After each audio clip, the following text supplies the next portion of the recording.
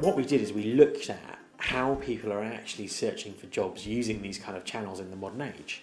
The interesting thing that came up was because we tracked a number of candidates over a certain period of time, we could see who the best candidates were, the people who got the jobs the quickest. They were the people who were engaged with things like Facebook and LinkedIn the most. And what they did is they used it as a tool to research companies and what it's like to work there. And they looked for people in their network or people in their friends' network who actually worked at those companies and seek to make contact to help them with, either help them with the interview process or actually find out more about the real life experience. I think the first thing that you should do is unban Facebook. So I speak to a lot of HR departments and a lot of recruiters who can't use Facebook because their company's banned it. Again, that's kind of putting your head in the sand. It's not going to stop people talking about your company on Facebook just by not letting your employees use it at work. So I think the key thing is get on Facebook, have a look, see what groups, see what conversations going on there. Is there an alumni group for your company? If so, what are people saying? If there isn't one, why not start one? Why not, shift that communication and get positive news put out there?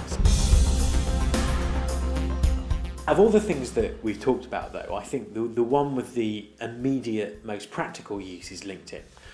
A number of recruiters are already using LinkedIn to find candidates, but that's not really the whole story. If you use LinkedIn, you can actually get quite a lot of information about companies and your competitors, who works there, where they worked before, and where people go to if you actually search on specific companies. I also think that LinkedIn is going to become very, very important from a personal branding perspective. Sites like LinkedIn will be the CVs of the future.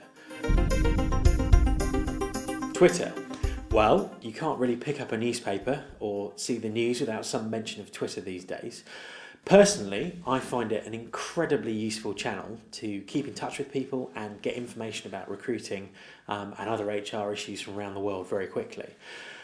A number of people are trying to use it for various recruitment based activity, whether that's putting job roles out there or talking about what's happening in their company. It's one of those things that's only going to grow, and it's something to very much get involved with and keep an eye on, and really work out for yourselves how it might be useful for your company.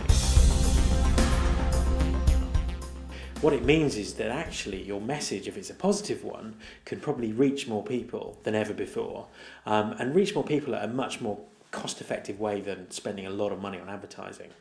The scary part is obviously you can't control what these people are saying. Now, that's something that you'll never be able to do. And the sooner you kind of get your head around that, the sooner you can start to more effectively engage with these channels. The real key thing is when you're building a strategy is that you can't put your head in the sand and you can't ignore these forms of communication and pretend they're not happening, because you know what, they'll just go on without you. So it may be for some employers that already they're not getting the applications that they think they should, or they're hard to fill roles are even more hard to fill based on content that's out there on the internet about them they don't know about. So listening is a very, very important thing to do as a first step. So you then know how to engage with the kind of dialogue and debate that's happening, and get your point of view and your positive news across.